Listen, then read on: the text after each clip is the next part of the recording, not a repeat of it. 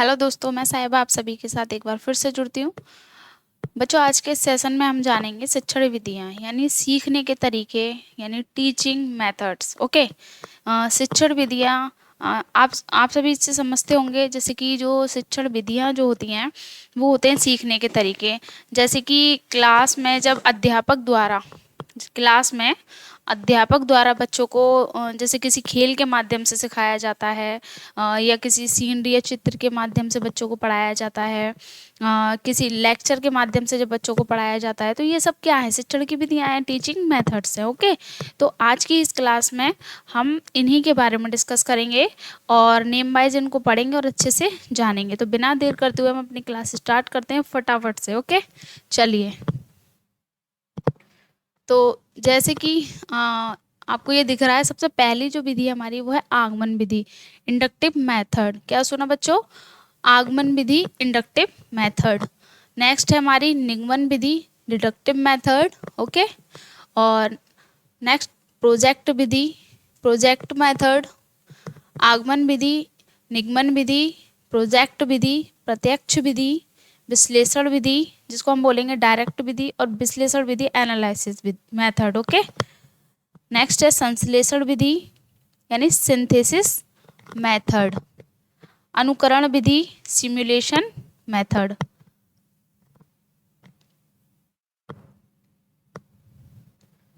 चलिए, तो अभी जो हमने नेम वाइज इनको पढ़ा है अच्छे से डिटेल में जानेंगे इनके बारे में। जैसे कि सबसे पहले जो हमारा मेथड है वो है आगमन विधि। क्या है बच्चों? आगमन विधि। इसको जो बोलेंगे हमें हमारा इंडक्टिव मेथड। इसके अगर हम जनक की बात करें तो वो हैं हमारे अरस्तु। इंडक्टिव मेथड के जो जनक हैं वो हैं हमारे अरस्तु। जो कि आगमन और निगमन विधि किसने दी? क्वेश्चन एग्जाम में जो क्वेश्चंस बनता है वो है कि आगमन विधि के जनक कौन है या आगमन विधि किसने दी। तो जैसे कि हम बोल सकते हैं अरस्तु। ओके। अब इस विधि में है क्या, पढ़िए। इस विधि में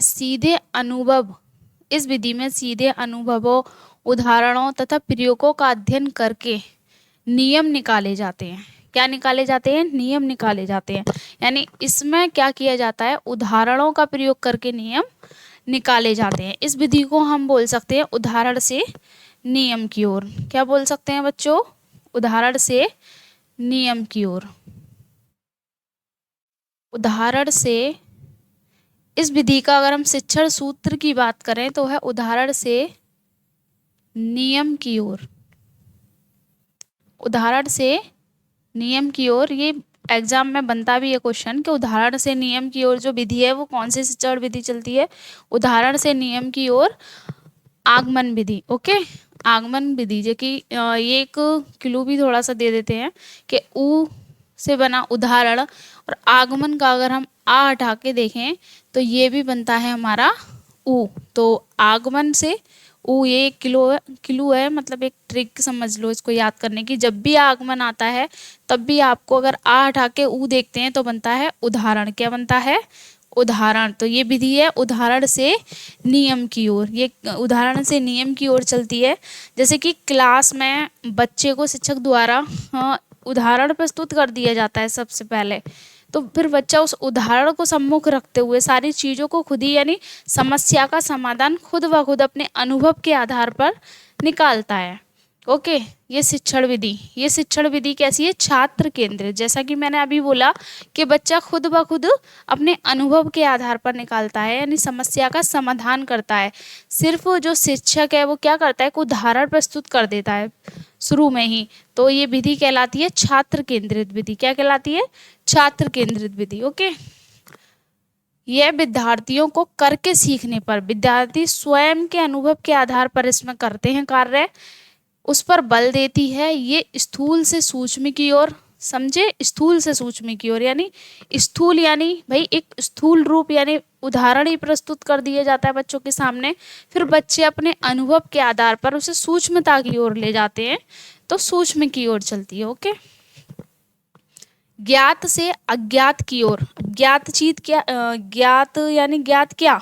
ज्ञात यानी पहले से जो जानकारी होती है जिस चीज़ की हमें ज्ञात है, तो वो चीज़ यानी कोई भी, जैसे कोई भी टॉपिक शिक्षक हमें पढ़ा रहा है, ठीक है, बच्चों को, तो उससे संबंधित एक उदाहरण प्रस्तुत करता है बच्चों को ज्ञात, जैसे किसी पेड़ के, अगर बच्चों को, जैसे साइंस का कोई टॉपिक है, बच्चों को गैसेस के बारे में समझाना है, तो बच्चों के सम्मुख अगर वो ट्री का एग्जाम्पल दे देता है पहले, तो बच्चे क्या है फिर उसको विश्लेषण उसका कर लेते हैं।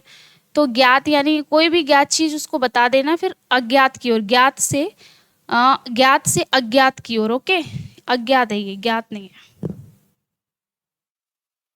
ज्ञात से अज्ञात की ओर। ये गलत है, मूर्ति नहीं बच्चों, मूर्त से अमूर्त की ओर, मूर्त से अमूर्त की ओर, मूर्त से अमूर्त की ओर। अमूर्त यानी जो चीज हमें दिख रही है, जानते हैं जिसके बारे में पहले से, वो मूर्त रूप हो गया, और अमूर्त की ओर। ठीक है, तो ये अच्छे से आपको आई होप समझ आई होगी कि जो आगमन विधि है उसके जनक है अरस्तु, और ये विधि जो चलती है वो उदाहरण से नियम की ओर चलती है। ये छात्र केंद्रित विधि है। इसके जो शिक्षण सूत्र जो हैं वो उदाहरण से नियम की ओर हो गया, स्थूल से सूक्ष्म की ओर, नेक्स्ट है ज्ञात से अज्ञात की ओर, मूर्त से अमूर्त की ओर। ओके,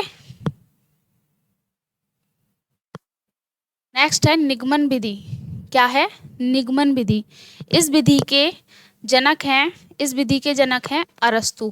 जो आगमन और निगमन विधि हैं, इस दोनों ही विधि के जो जनक है वो हैं अरस्तु। ओके, और ये जो विधि है जस्ट अपोजिट है, अपोजिट फॉर आगमन विधि के अपोजिट है। ओके, तो जैसे कि उसमें जो चलते हैं हम उदाहरण से नियम की ओर, इसमें पढ़ते हैं नियम से उदाहरण की ओर।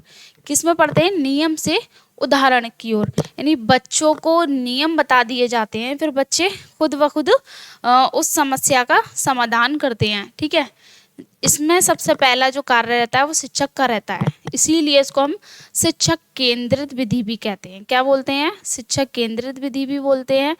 पहले छात्रों को क्या बता दिए जाते हैं? नियम बता दिए जाते हैं, नियम से उदाहरण की ओर चलती है।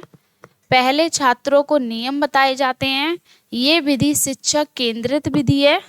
इसमें शिक्षक नियम सिखाता है, तब बच्चे उदाहरण देते हैं। राइट, पहले जो शिक्षक है वो नियम बताएगा, तो बच्चे उदाहरण प्रस्तुत करेंगे। ओके, ये जो विधि है निगमन विधि आगमन विधि के एकदम अपोजिट है, और ये दोनों ही विधि जो है वो अरस्तु ने दी है। नेक्स्ट है प्रोजेक्ट विधि। इस विधि के जनक हैं किलपैट्रिक। क्या है बच्चों? किलपैट्रिक। ये विधि बाल केंद्रित विधि है। प्रोजेक्ट विधि देखिए, समझिए प्रोजेक्ट विधि। देखिए बच्चों, जो क्लास में बच्चों को, जब मान के चलो 20 बच्चे हैं क्लास में, ओके, 4-4 बच्चों का अगर हम ग्रुप बनाकर कोई भी कक्षा कार्य जब बच्चों को दे दिया जाता है, कोई प्रोजेक्ट बच्चों को दे दिया जाता है ग्रुप वाइज बनाने के लिए, तो बच्चे क्या करते हैं? 4 बच्चे आपस में जब उस प्रोजेक्ट को तैयार करते हैं तो क्या करेंगे? उसके सम्मुख यानी उसको क्या करेंगे? डिस्कस करेंगे, जो भी अपने विचार होंगे वो प्रस्तुत करेंगे। चारों बच्चे अलग अलग विचार प्रस्तुत करेंगे, और जो भी उनके सामने जो समस्या है प्रोजेक्ट के रूप में उसका समाधान करेंगे। तो एक तो उनमें यह सामाजिकरण का गुण प्रस्तुत हो रहा है, दूसरा उनके अपनी प्रक्रियाओं के आधार पर ये उसको कार्य को सॉल्व करेंगे। तो प्रोजेक्ट विधि यही बताती है कि यह विधि बाल केंद्रित है, यानी बालक खुद के अनुभव के आधार पर करता है इसको, और अनुभव केंद्रित विधि है। यह बालकों के सामाजिकरण की विधि है। ठीक है, इस विधि में विद्यार्थी स्वतंत्र रूप से कार्य करके अपनी समस्याओं का अपने स्वयं के अपने स्वयं के विचारों के आधार पर नियम निकालता है। ओके, इसमें विद्यार्थी क्रियाशील रहकर कार्य करते हैं। कैसे कार्य करते हैं? क्रियाशील रहकर, सामूहिक रूप से कार्य करते हैं। भाई सामूहिक रूप से कार्य कर रहे हैं तो समाजीकरण का विकास होना निश्चित है, तो सामूहिक रूप से कार्य करते हैं। ओके, तो प्रोजेक्ट विधि यही कहती है। नेक्स्ट है प्रत्यक्ष विधि यानी डायरेक्ट मेथड। इसके जनक हैं, इसमें नहीं दिया तो इसके जनक हैं प्रोफेसर पीबी वकील। ओके,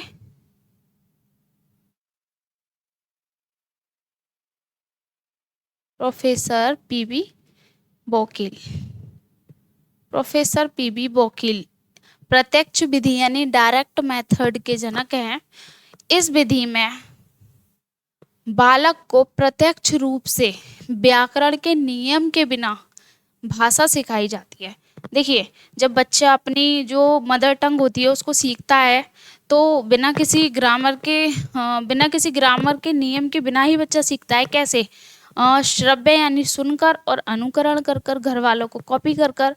तो बच्चा श्रव्य और अनुकरण के माध्यम से भाषा सीखता है। ओके, तो जो प्रत्यक्ष विधि है वो यही कहती है, अगर हम बच्चों को कोई अन्य भाषा भी अगर हम सिखा रहे हैं इसमें, तो उसके लिए बच्चे के श्रव्य और अनुकरण का ही प्रयोग कर कर कक्षा में जब काफ़ी लैंग्वेज के जो बच्चे बैठते हैं तो आपस में बातचीत के माध्यम से ही वो एक दूसरे की भाषा को कॉपी करने लगते हैं। ये विधि यही कहती है।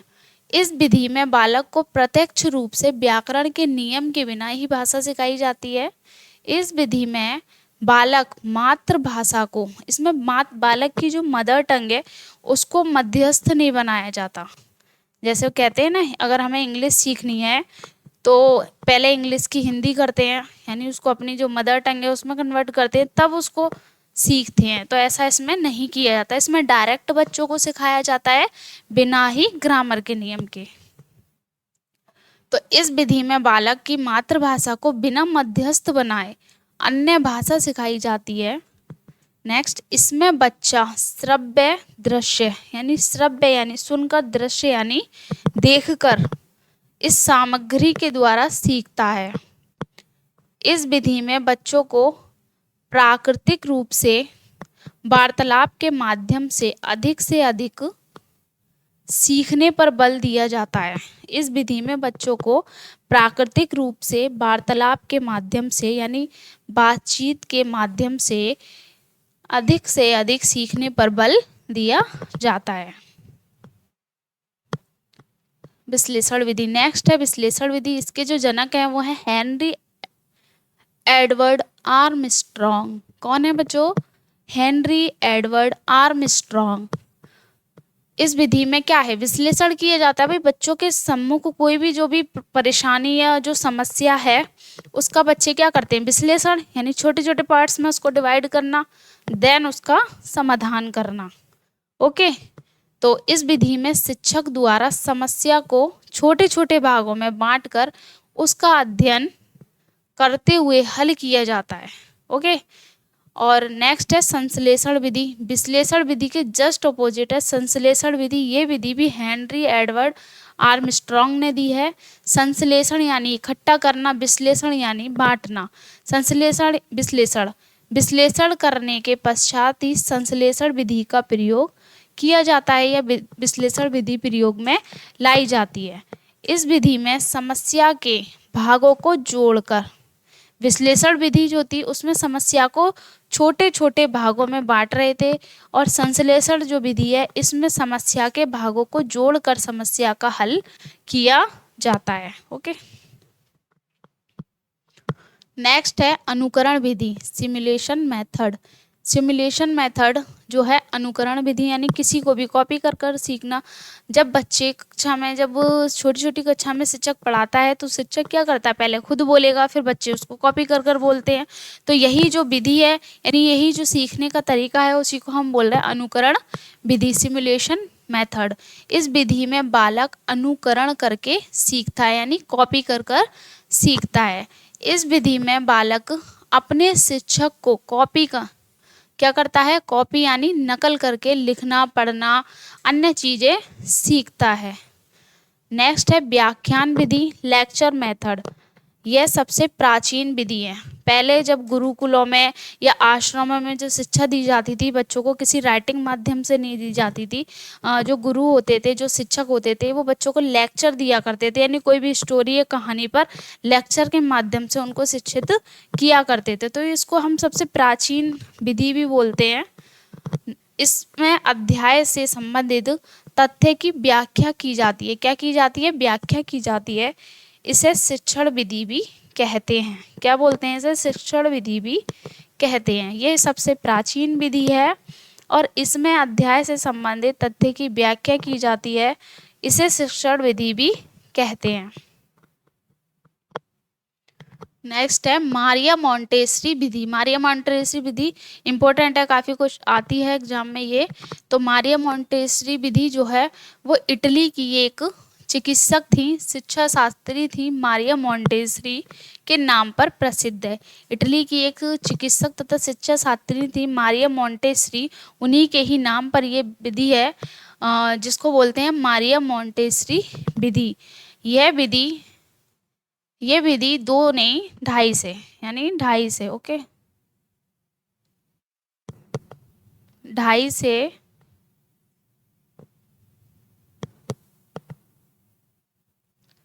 से 6 वर्ष के बच्चों हेतु प्रयोग में लाई जाती है। 2.5 से 6 वर्ष हेतु बच्चों के प्रयोग में लाई जाती है। इसका प्रयोग उन्होंने रूस विश्वविद्यालय में मंद बुद्धि के बालकों की चिकित्सा हेतु किया। इसका प्रयोग उन्होंने रूस विश्वविद्यालय में मंद बुद्धि के बालकों की चिकित्सा हेतु किया। बाद में ये जो विधि थी वो सामान्य बुद्धि के बालकों के लिए भी प्रयोग में लाई गई। तो मारिया मोंटेसरी विधि है जो कि 2.5 से 6 वर्ष के बच्चों हेतु प्रयोग में लाई जाती है। बच्चों आज के सेशन में इतना ही।